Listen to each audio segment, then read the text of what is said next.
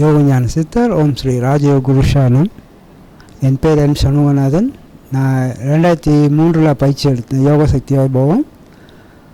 அது எடுத்த பிற்பாடு அதே வருஷத்தில் ஒரு ஆக்சிடெண்ட் எனக்கு ரவாங் போயிட்டு வரக்குள்ள. ஸோ அந்த இடத்துல வந்து பெரிய குழி, மோட்டரில் விழுந்துட்டேன். மோட்டர் ஒரு சைடு இருக்குது, நான் ஒரு சைடு இருக்கேன். அந்த நேரத்தில் ஒரு வேன் வந்திருக்கு. ஆனால் ரொம்ப ஸ்பீடாக எப்படி நினச்சின்னு தெரியாது. ஆனால் அந்த டிரைவர் இறங்கி என்னை தூக்கி வேனில் ஏற்றிட்டு போனாங்க ஹாஸ்பிட்டலுக்கு.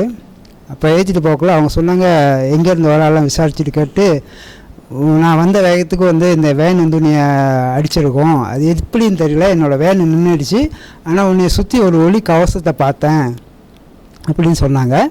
அப்போ தான் நான் உணர்ந்தேன், ரத்த சிகிச்சை கொடுத்த கவசம் நம்மளை முழுமையாக பாதுகாத்துருக்கு. அந்த வேலையில் நான் ரத்த சிகிச்சைக்கு ரொம்ப நன்றி சொன்னேன். இரண்டாவது ஆக்சிடெண்ட் 22ஆந்தேதி 4வது மாதம் 2014 ஒரு ஆக்சிடெண்ட், மோட்டர் பைக் ஆக்சிடெண்ட் தான். அந்த ஆக்சிடெண்ட் அப்படி தான் எனக்கே தெரியல நான் எப்படி அந்த இதில் காடி பின்னால் நான் அடித்தேன்னு சொல்லி. ஸோ அந்த வேலையில் எனக்கு இந்த பீச்சக்கை சைடு அந்த விரல் பாகத்துக்கு உள்ள எலும்பு உடஞ்சிருச்சு. அந்த சைடு பூரா உடஞ்சி நொறுங்கிடுச்சு. ஸோ ஹாஸ்பிட்டலில் கொண்டு போய் எல்லாம் எக்ஸ்ரேலாம் எடுத்து சொல்லிட்டாங்க, உங்களுக்கு ஆப்ரேஷன் பண்ணணும்னு சொல்லிட்டாங்க. ஸோ பிளேட் வைக்கணும்னு சொல்லிட்டாங்க. நான் வீட்டில் மனைவியும் மாமியாரும் அதை ஒத்துக்கல, வேணாம் பிளேட் வச்சா பிரச்சனைன்னு சொல்லிட்டாங்க. ஸோ அந்த வேலையில் நான் ரத்த சிகிச்சை தான் நல்லா பிரார்த்தனை பண்ணேன்.